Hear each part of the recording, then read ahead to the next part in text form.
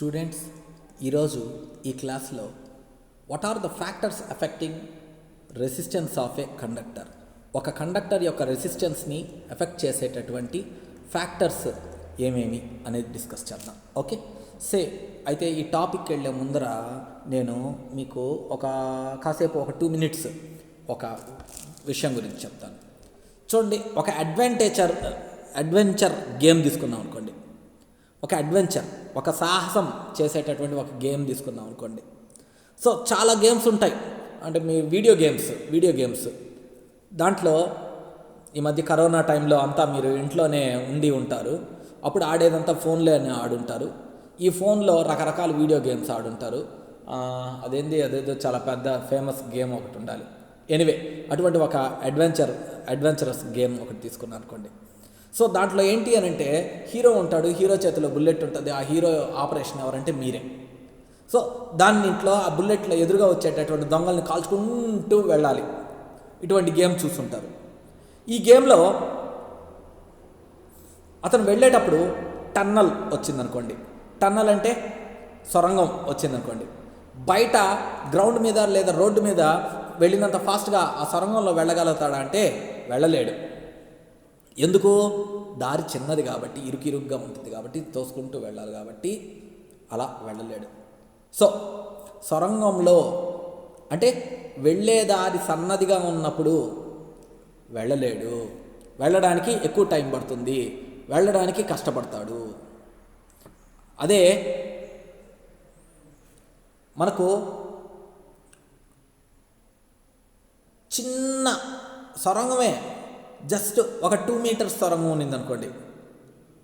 అలా కాకుండా road 100 meters road ఉన్నిందనుకోండి, లేకపోతే ఒక చిన్న బ్రిడ్జ్ ఉంది. బ్రిడ్జ్ ఎంత వెడల్పు ఉందో అంతే రోడ్డు ఉంది. బ్రిడ్జ్ అంటే చిన్నది, రోడ్డు అంటే చాలా పెద్దది. బ్రిడ్జ్ని ఈజీగా క్రాస్ చేయగలుగుతాడు, కానీ రోడ్డుని ఈజీగా క్రాస్ చేయలేడు.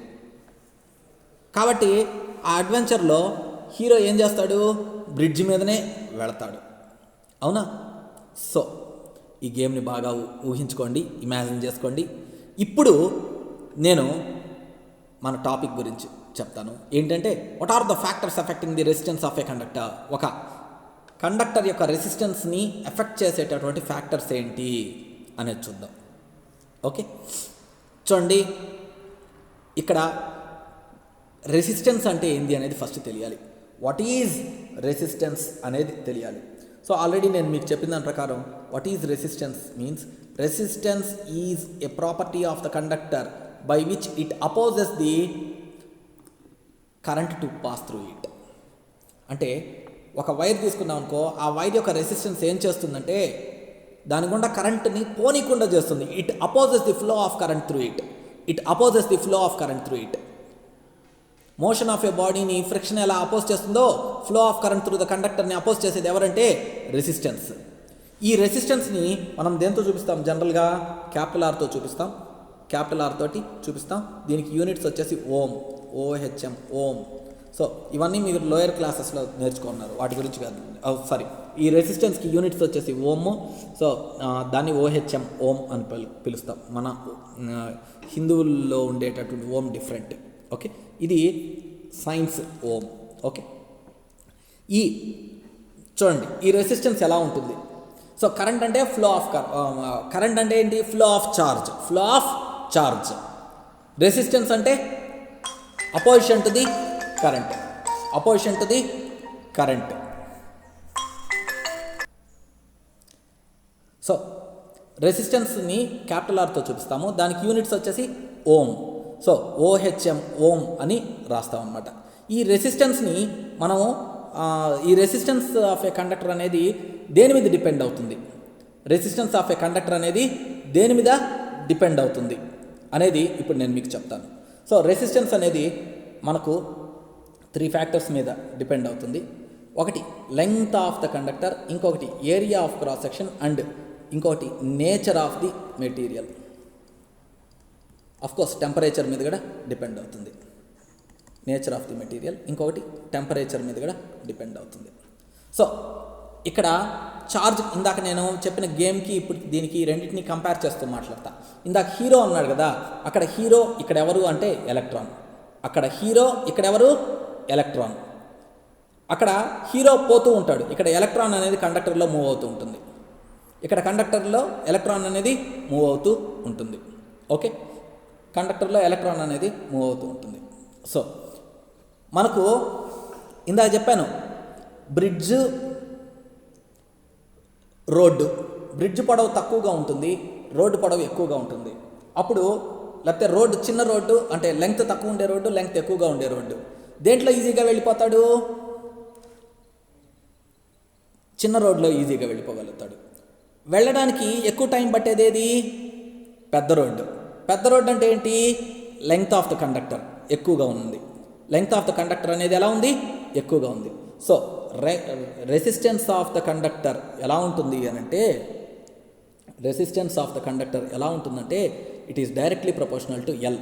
ఎందుకంటే లెంగ్త్ ఆఫ్ ద కండక్టర్ ఎక్కువగా ఉంటే చార్జ్ క్యారియర్ ఆ లెంగ్త్ని, ఆ కండక్టర్ని లో పాస్ అవ్వడానికి ఎక్కువ టైం పడుతుంది. అంటే అపోజిషన్ టు ద ఫ్లో ఎక్కువగా ఉంటుంది కాబట్టి resistance, so length of the conductor ఎక్కువగా ఉంటే రెసిస్టెన్స్ ఎక్కువగా ఉంటుంది కాబట్టి R directly proportional to L అని చెప్పాం. అలాగే మామూలు రోడ్డు మీదకి సొరంగంకి కంపేర్ చేసామనుకోండి, మామూలు రోడ్డు మీదకి సొరంగంకి కంపేర్ చేసామనుకోండి, కంపేర్ చేస్తే మామూలు రోడ్డు మీద అయితే ఏరియా ఎక్కువ, సొరంగం మీద అయితే ఏరియా తక్కువ. మామూలు రోడ్డు మీద అయితే ఏరియా ఎక్కువ, సొరంగం మీద అయితే ఏరియా తక్కువ. సో మనకు ఈ పర్సన్ హీరో వెళ్తూ ఉన్నప్పుడు మామూలు రోడ్డు మీద అయితే ఏరియా ఎక్కువ కాబట్టి ఈజీగా వెళ్ళగలుగుతాడు, సొరంగంలో అయితే ఇరుక్కొని వెళ్ళాలి. అంటే ఏరియా ఎక్కువగా ఉంటే ఈజీగా వెళ్ళగలుగుతాడు, ఏరియా తక్కువగా ఉంటే కష్టంగా వెళ్తాడు. సో మనకు ఏరియా ఎక్కువ ఉంటే ఈజీగా వెళ్ళగలుగుతాడు. ఈజీగా వెళ్ళడం అంటే అపోజిషన్ తక్కువ, అపోజిషన్ తక్కువ అంటే రెసిస్టెన్స్ తక్కువ. కాబట్టి resistance of a conductor is inversely proportional to area of cross section అని అంట.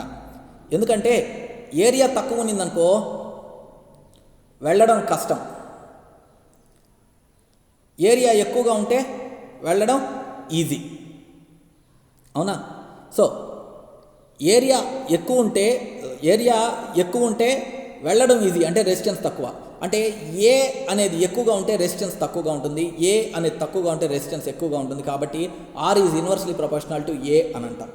ఈ రెండింటిని కంబైన్ చేస్తే మనకేమొస్తుందంటే R directly proportional to L by A అని వస్తుంది. R directly proportional to L by A. దాని నుంచి మనం ఏమని రాయొచ్చు అంటే R equal to rho L by A అని రాయొచ్చు. R equal to rho L by A అని రాయొచ్చు. సో మనకు resistance of a conductor is equal to rho L by A అని రాస్తాం. ఇక్కడ ఎల్ అంటే length of the conductor, A అంటే area of cross section, rho అంటే resistivity or specific resistance, resistivity or specific resistance. Okay, so ఇక్కడ మామూలుగా R directly proportional to L by A అని రాసా.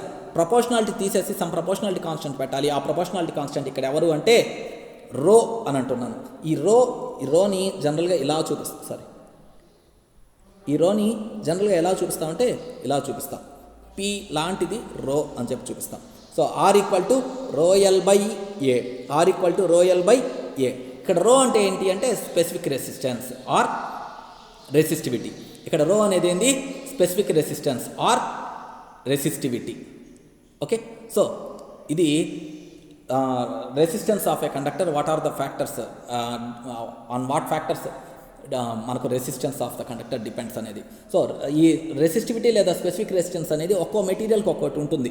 అంటే స్టీల్ అని అనుకో, స్టీల్కి స్పెసిఫిక్ రెసిస్టెన్స్ ఇంత అని ఉంటుంది. ఒక ఐరన్ అని అనుకో, ఐరన్కి స్పెసిఫిక్ రెసిస్టెన్స్ ఇంత అని ఉంటుంది.